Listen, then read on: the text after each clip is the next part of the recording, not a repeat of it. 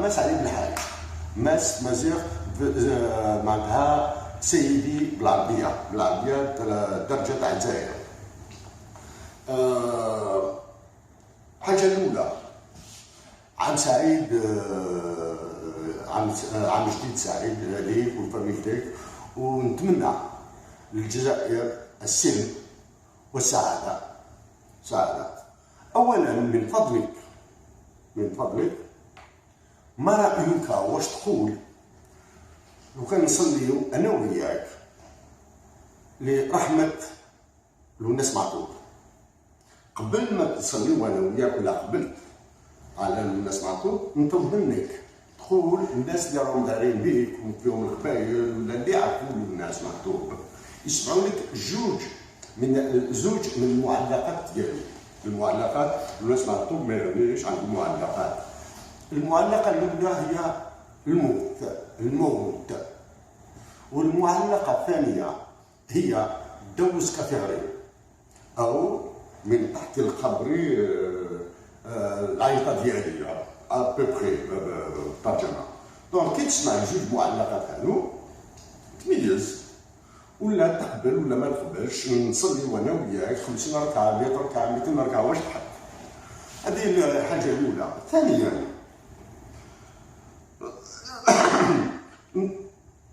نطلب منك تعطيني رايك الشخصي على نشيد وطني بالامازيغيه والعربيه لبلادنا، صاب ما تطرطقش باسكو فرنسا راهي معاونه تطرطق بلادنا.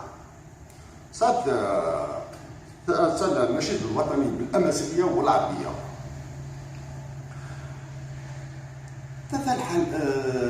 الحاجه الثالثه اللي نهضر عليها انا درتها،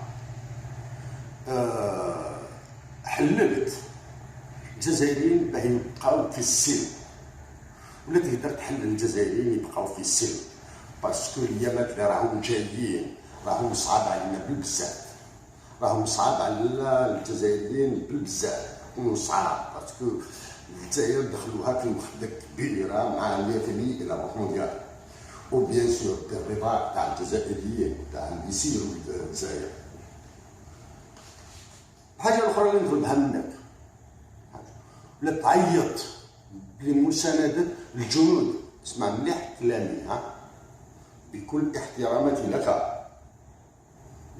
تعيط لمساندة الجنود اللي راهم في الصحراء وفي الحدود، اللي راهم يعانيوا واللي راهم يسوفريوا واللي راهم يتبرمدوا باه يحاميو على البلاد تاعنا. ولا ترتقت في الجزائر مضربين اللي يجوا من ليبيا من النيجر من تشاد من النيجر من مالي لا موريتاني، ولا ترتقت في الجزائر غير ربي سبحانه يقدر يحبسها. مي قبل ما يحبسها ربي سبحانه لازم نحبسوها حنا. ولا ترتقت في الجزائر يا علي بالحاج يا الاخ علي بالحاج، لازم الجزائريين يقبلوا ما ياكلوش، ما تكونش عندهم دواء غير للدراري والعجايز، كلش يروح للجنود تاع الجزائر اللي راهم في الصحراء. هذه الحاجه تاع الجنود اللي راهم في الصحراء وفي الحدود لازم نساعدوهم.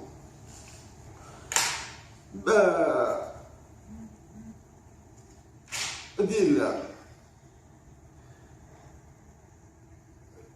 يكون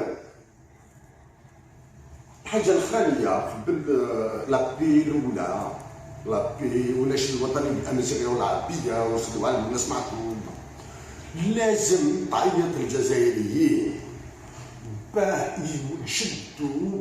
يشدوا الدوله الجزائريه واقفه، مام ولا تحت الرئاسه ولا تحت الجيش ولا تحت واش نقولوا لادمينستراسيون تاع الجزائر ولا تحت رابط حتى واحد يهرب منا واحد يهرب منا باسكو تتخلط. لازم الجزائريين يشدوا الدوله تاعهم واقفه. وشنو هي الدوله؟ الكولات، السبيطارات، الاميريات، الولايات، هذه هي الدوله لازم تبقى واقفه. وشنو كيفاه الشعب الجزائري يشد الدوله واقفه؟ بلا سوليداريتي، بالتضامن. لازم يتعاونوا بيناتهم. يا الاخ علي بن الحاج لي انايا شريف عيسى لي في بريفي، الحياه الشخصيه لكل عبد والشرف الانساني لا دينيتي ايمان مقدستين elles sont sacrées. يشدوني في كلش، يشدوني في كلش غير في الزوج هذو اللي ما تشدونيش.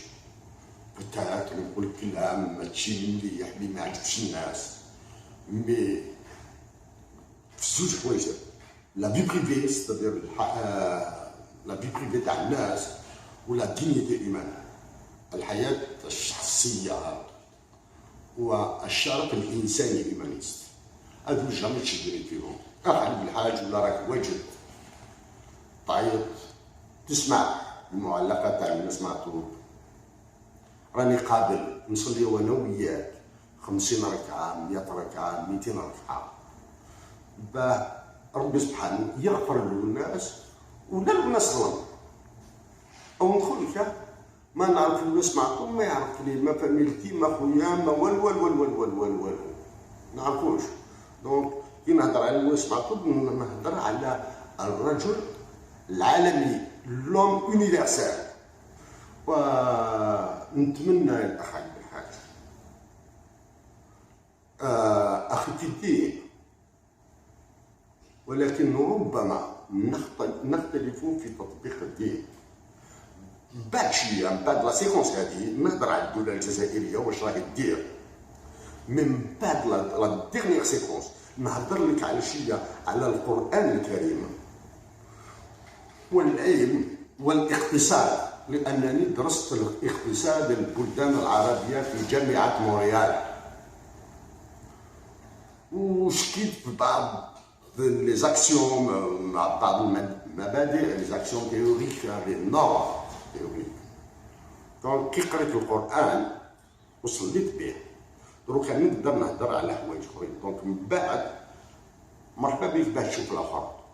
وفطره اخرى السلم والضمان في بلادنا، وعام سعيد ليك وكل الجزائريين، كل الجزائريين اللي يحبوا الجزائر، الاخرين لا وبقى على خير. ثانك يو اسعد. I have finished. How long?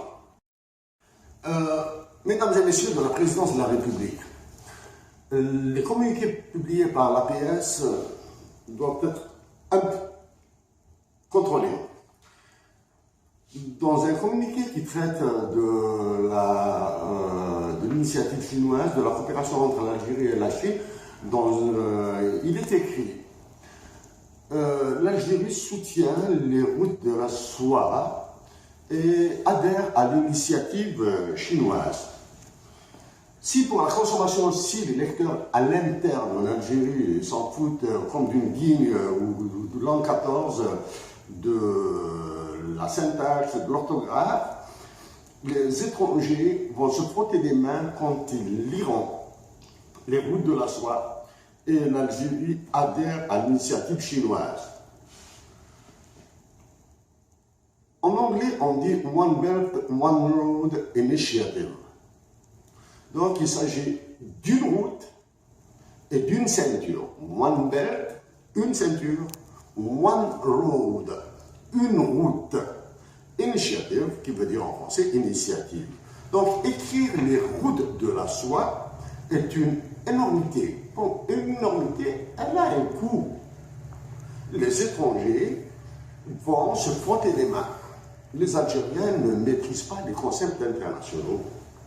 S'ils ne maîtrisent pas les concepts internationaux, cela veut dire qu'ils ne maîtrisent absolument rien de ce qu'il y a derrière, c'est-à-dire le business, c'est-à-dire la balance des paiements.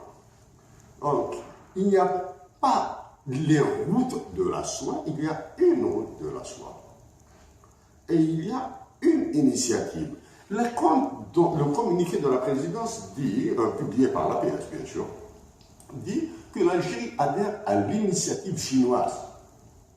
Il est impossible à l'Algérie d'adhérer à cette initiative chinoise qui s'appelle OBORI, One Belt, One Road Initiative. Parce que ce n'est pas une initiative internationale. C'est une initiative de politique publique chinoise sur un horizon supérieur à 30 ans. Le BOI, ou bien la route de la soie, n'est pas un contrat international, n'est pas un engagement international, n'est pas une convention internationale, n'est pas un traité international. Les Chinois n'ont pas demandé l'avis des autres pays pour la faire. Ce n'est même pas une œuvre d'organisation non gouvernementale chinoise et étrangère. Donc, dire les routes de la soie et l'Algérie adhèrent à l'initiative chinoise est une énormité.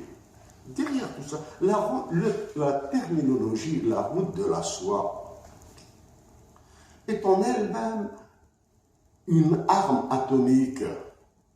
Les routes de la soie, dans le temps, c'était le commerce, le business entre la Chine et les pays du Moyen-Orient. Dans le temps, avec la Russie, les pays du Moyen-Orient, ça c'est dans le temps. La route de la soie ne sera pas de la soie. C'est des bombes, c'est des clous, c'est des pièges que tendent les Chinois.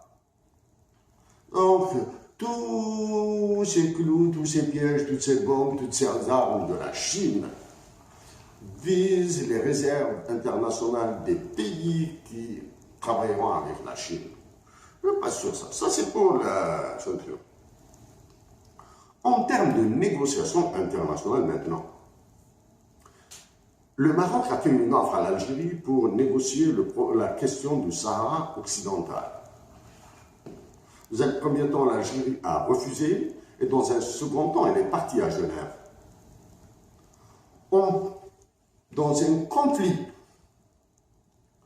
les théories, et en particulier la théorie des jeux, dit qu'il est vivement recommandé d'aller vers la négociation. Et quand il n'y a pas de perspective de négociation, il faut les créer. Je vous informe, je vous signale que Hussein Ahmed a commencé à négocier avec les Américains en 1953 à Tripoli dans des négociations bien sûr secrètes. Il a négocié avec le Foreign